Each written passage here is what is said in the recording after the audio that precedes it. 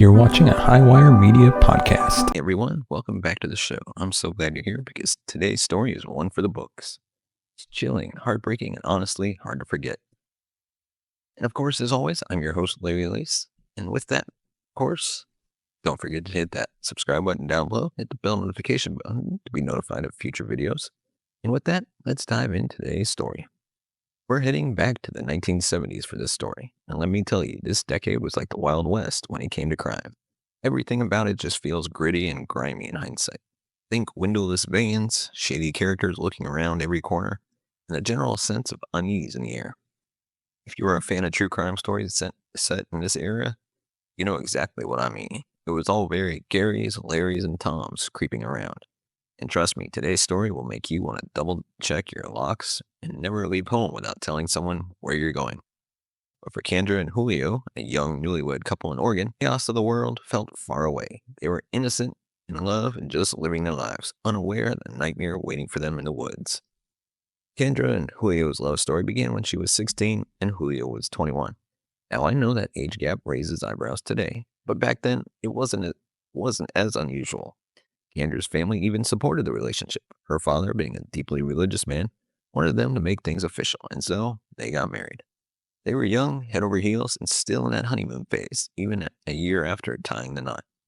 As their one-year wedding anniversary approached in July of 1976, they wanted to celebrate in a way that fit their tight budget. They had only $60 to their name, so a romantic weekend camping trip seemed like the perfect idea. It was simple, cheap, and honestly kind of adventurous. They planned to camp under the stars, cook meals over an open fire, and just enjoy each other's company away from the noise of the world. Their destination was Austin Hot Springs, a spot tucked away in the Oregon wilderness along the Clackamas River.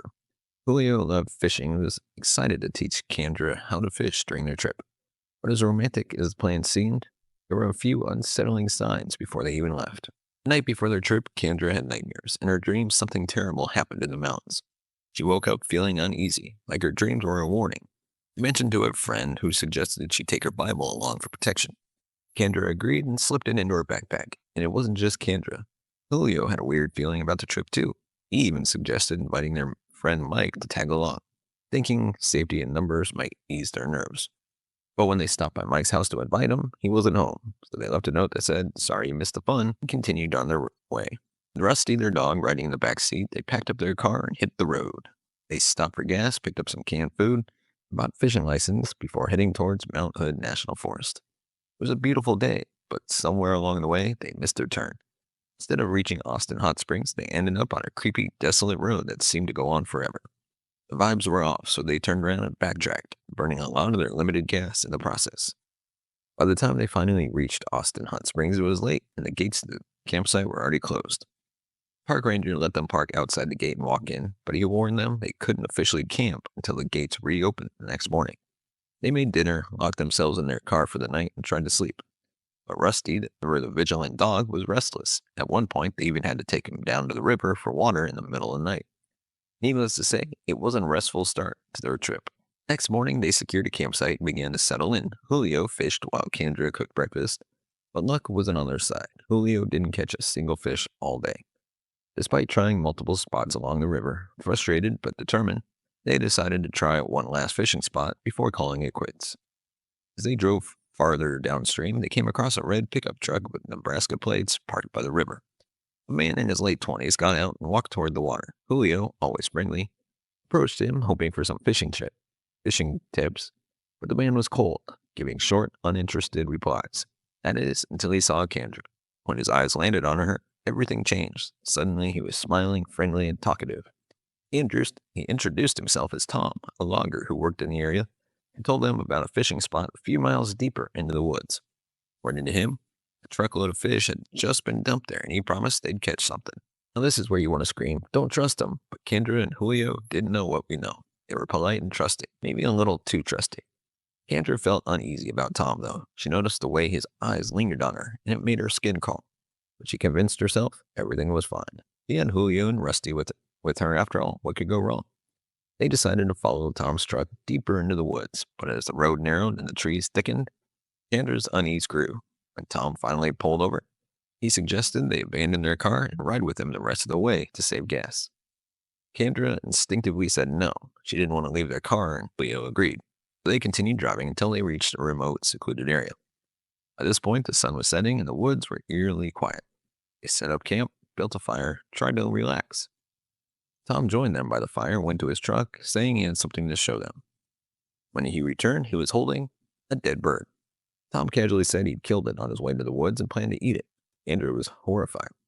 She told him they didn't believe in killing for sport. Tom just shrugged and said, "I don't kill it for sport, I'm going to eat it." At this point, the whole situation was starting to feel surreal. Tom's behavior was odd, to say the least. He was unpredictable, swinging between friendly and unsettling, and it was clear something wasn't right. After dinner, things took an even darker turn. Tom went back to his truck and returned with a rifle. He suggested they go hunting for deer. Julio, trying to be polite, told him it was illegal to hunt deer out of season. Tom just laughed it off, saying we could eat only the hindquarters and leave the rest to wasteful masters. The phrase wasteful masters stuck with Candra. It was such a bizarre thing to say, and it only added to the growing sense that Tom wasn't all there. Still, Julio went with him, and the two disappeared into the clearing. Candra stayed behind with Rusty and started cooking breakfast. But not long after, she heard a gunshot echo through the trees. Candra froze. She looked in the direction of the sound, her heart pounding. Moments later, Tom emerged from the woods, but he was alone. "We got ourselves a deer," he said, staring at her.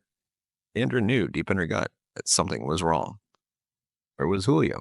As she started to run toward the clearing, another gunshot rang out behind her. Then she heard Rusty yelp, a sound that sent shivers down her spine. He spun around to see Tom standing there reloading his rifle. "You just shot my dog," she cried, tears streaming down her face. Tom grinned. "That's right, and I shot your husband, too." Candra was in shock. Her mind was racing, her body frozen. This stranger, this man who had been eating dinner with them just moments ago, murdered her husband and her dog.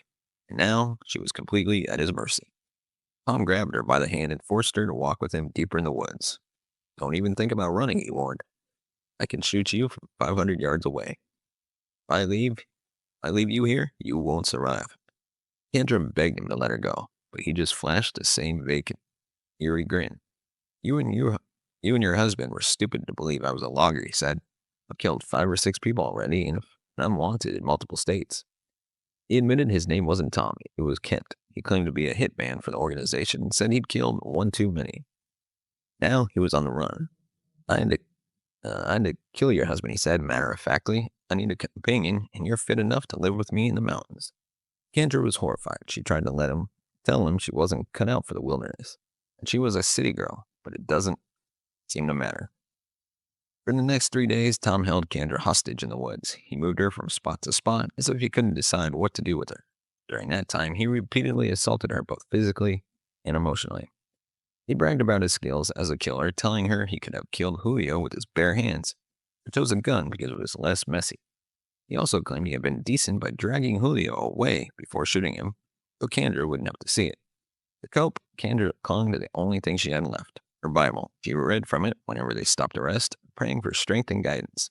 At one point, Tom noticed her reading and told her he used to be religious too, but, quote, "God gave up on me a long time ago," he said. Andrew told him, "God doesn't give up on anyone." But Tom disagreed.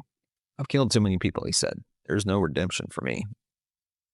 By the third day, something seemed to shift. Tom was starting to look sick. He thought he might have pneumonia.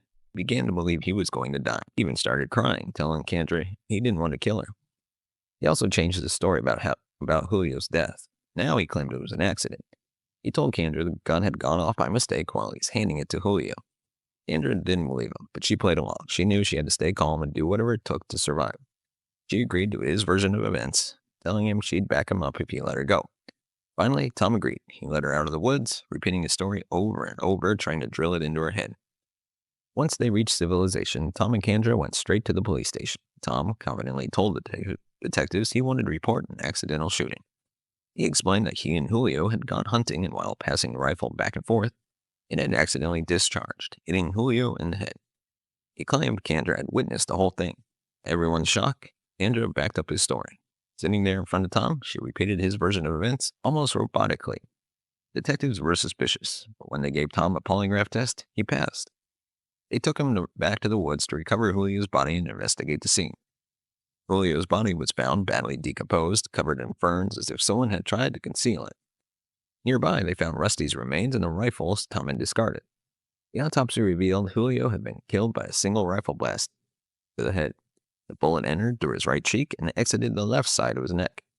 The path was nearly horizontal, making it unlikely the gun had gone off accidentally during a handoff. Despite this, the police were hesitant to reopen the case. Back at home, Candra began to piece things together. She was having flashbacks of her time in the woods, memories she had buried in order to survive. She realized the story Tom had fed her wasn't true. A week after the initial report, she returned to the police with her parents and told them everything, how Tom had murdered Julio, kidnapped her, and assaulted her. At first, detectives didn't believe her. They couldn't understand why she'd lie for the man who killed her husband. But after a psychiatrist evaluated Candra, he concluded that she had been brainwashed, likely suffering from Stockholm Syndrome. Eventually, the evidence proved her story was true. Forensic tests showed the gun had been fired from at least 3 feet away, not during a close handoff like Tom claimed. Tom Brown, whose real name was Thomas Leslie Brown, was arrested and charged with Julio's murder. During his time in jail, he confessed to everything, including plans to kill Candra and the prosecutors once he was released. At trial, Candra bravely shared her story, and Tom was found guilty. He was sentenced to life in prison, where he remains to this day. This story is so devastating, but Candra's strength and resilience are nothing short of incredible. She endured unimaginable trauma and managed to survive. If there's anything to take away from this, it's to always trust your instincts. Candra felt something was off from the beginning, and she was right.